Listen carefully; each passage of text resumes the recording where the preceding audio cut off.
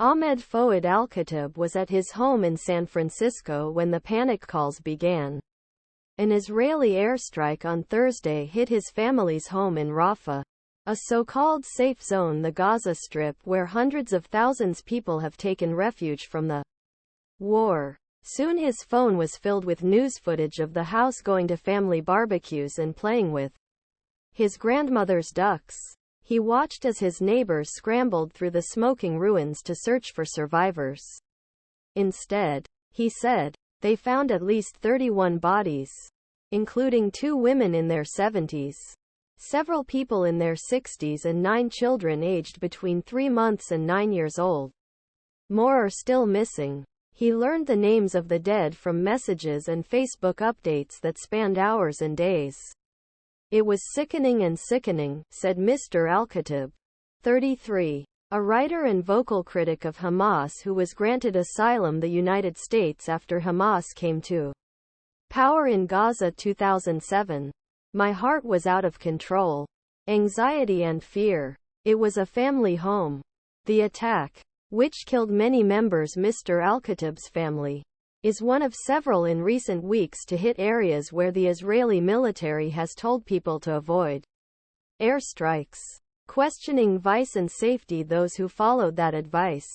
Since then, the United Nations says, the Israeli army has launched a massive air campaign and ground offensive that has displaced 1.9 million people, roughly 85% of Gaza's population.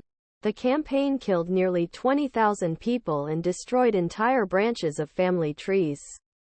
According to Gaza officials, it also destroyed the Strip's civilian infrastructure and economy and paralyzed hospitals. Azmi Kashawi, a Rafah-based researcher for the International Crisis Group, an independent research organization, said he witnessed 3 airstrikes there last week, 121 Sunday. One killed 11 people on Monday, and another 15 Tuesday. The situation on the ground in Rafah is not that calm, he said. Israel Defense Forces spokesman Nir Dinar said Israel has taken significant steps to encourage civilians in the northern Gaza Strip move towards the safer area in southern Gaza and has taken practicable measures to reduce accidental harm civilians and civilians' property in the course of its activities. He declined to answer questions about airstrikes in Rafah but said, unfortunately, Hamas is also settling in safer areas and chooses to do so at the expense of safety of Gaza residents. Roughly 1/3 size of Brooklyn, the welfare state had a population of around 260,000 before war. But hundreds of thousands of people have fled there from northern towns in recent weeks, and there are now signs that public order is beginning to deteriorate. Last week, Philippe Lazzarini, head of the UN Relief and Works Agency, told reporters that on a recent visit to Rafah he watched Gazans stop aid trucks, raid their food and devour it on the spot. That's how desperate and hungry they are, he said.